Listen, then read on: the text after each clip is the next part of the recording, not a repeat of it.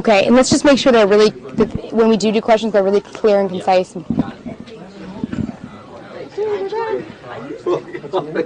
Yanni! I hope you're not allergic to cats. Are you allergic to cats? Are you kidding? Okay, good. This is National Pet Adoption Day, so I do have cats for Yanni. Okay, good. Thank you so much for joining us again. We have a lot of loyal fans. By the way, that's not dressed like Gladness. Very kind of Yanni to join us all again. And yes, there are a lot of questions that our viewers requested we didn't get to some of their questions. So again, though, in case you couldn't hear before, I just want to brag about everything that Yanni has done, from the music you hear on the Olympics to the Tour de France to the figure skating championships to, I mean, the list goes on, the World Series. I mean, you've composed almost all that really iconic music we hear when we turn on these big sporting events, or even ABC. Thank you. You're making me blush now. Thank you. It's really nice. I like music because I love doing it. It's a way of expressing myself. And when it finds its way into people's hearts and you can touch people and move people all over the world, like I've been fortunate to have done, it's just such a great reward. And you are a self-taught musician, a self-made musician. I understand you taught yourself piano, which I took piano for 6 years and I'm still awful. So the fact that you taught yourself and are a master is quite impressive. Well, I had a desire for music. I just was terrible at taking lessons. I didn't want to take lessons. And my father was intelligent enough to allow me not to do that. He didn't push me. So when I was a little kid, I would crawl up on the piano and try to play melodies that I liked. And that's how I started, and it helped me develop perfect pitch, which is a very useful tool nowadays for composing, because when I hear a sound, I know what the note is, I know all the chords. Perfect pitch is also, though, a rare and unique gift. I mean, you can't really develop it. I think it's something you're born with, or you have it yourself. Actually, we used to think that. New psychology says, new studies, and I don't know if they're right, it says you have to develop it by the age of 9. It's something you develop. And if I go back in my history, there was a time when I was younger that I didn't have it. And I think I developed it around 7 years old, and I thought that everybody in the world had it. They just didn't know what the notes were called. So we have some viewer questions now. Yes. Can you come over here, Ben, because we need to go here. So what's the first viewer question from Ben French? I like to call it Frenchie. Frenchie. The first viewer question is, you used to say that you didn't want to have lyrics, but now you do. What changed? What was the catalyst for the lyrics? Yeah, well, the human voice is the most powerful instrument known to man. It's the most expressive instrument. I have been working with violins and dudukes and a lot of instruments that are extremely expressive, and they come very close to the human voice, but nothing as powerful as the human voice. I did have a problem with lyrics. The way I bypassed it was, I thought, okay, if I don't like it, we don't have to use it. So 2.5 years ago, we started, let's do one song. If I don't like it, throw it away. It's no big deal. So I let our singers pick any melody that I have done in my whole catalog from anywhere that moved them personally and write some lyrics for it. Now, it just so happens that Leslie Mills, we talked about her earlier, is an amazing poet, and people, when they read her lyrics, will understand. She really understands the soul of the songs. And I, as a composer, feel extremely comfortable with what has happened to the soul of the piece. It hasn't been lost. Just a new layer has been added. It's another element you're adding. Yes. I was afraid that lyrics would take a song and put it into a box and tell you it's about this.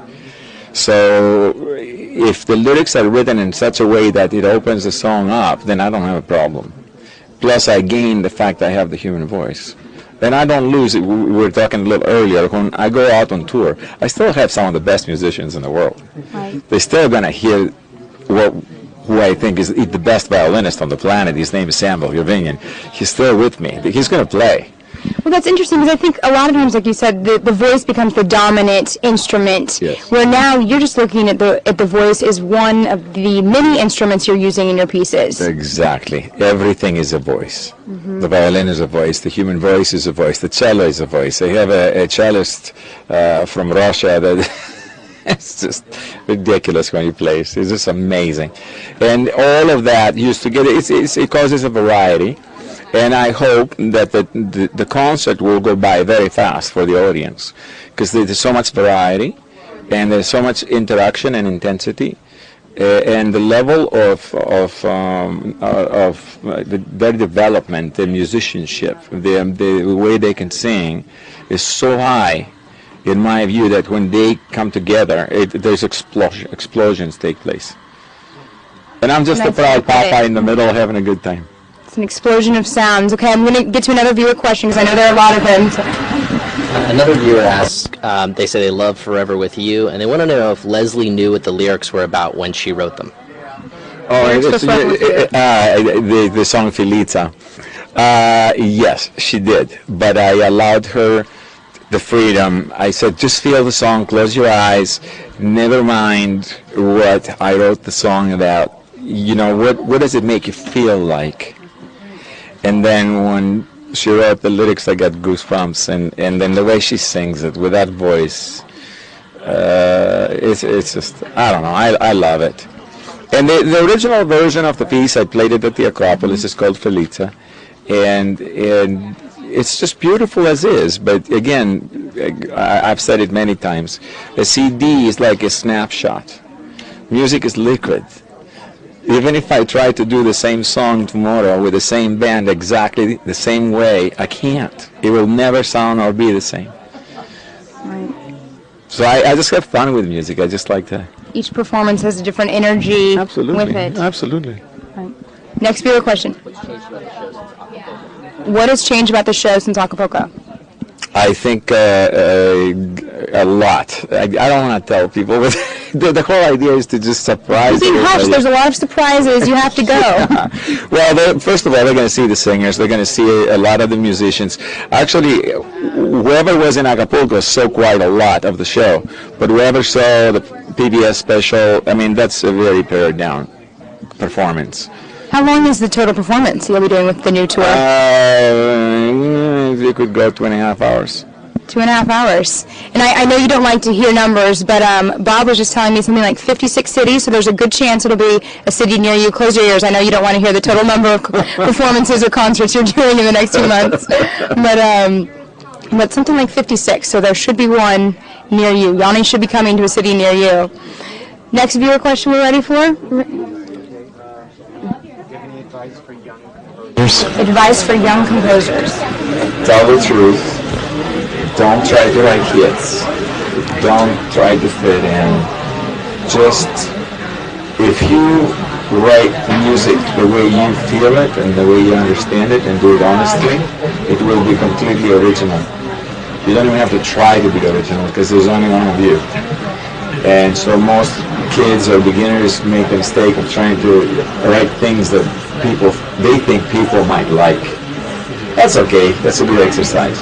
But to truly be original, besides having faith in yourself and just never give up and all the classic stuff that you hear all the time, is you got to be true to yourself. You got to say it the way you feel it. Great point. It has to be authentic and genuine for you. It can't be for someone else, or you lose that core emotion behind it. And then it's not original either, because you'll be following somebody. We're all influenced by something in everything in our life. We all hear different kinds of music that we like, but in order to really contribute, bring something to the table that wasn't there until you were there, that's true creativity. That's it for our viewer questions. We have to let Yanni go. He's in high demand, but thank you so much for coming by and coming by again for your encore performance and your encore interview. We appreciate it and good luck to you. You take care. Take Bye, care. everybody. Bye, everyone. Actually, don't go away, viewers, because we're going to be back with Erica and Chris in just a minute. So if you have any questions for Chris and Erica, our early show anchors, we will field those, or they will field those. Thank you.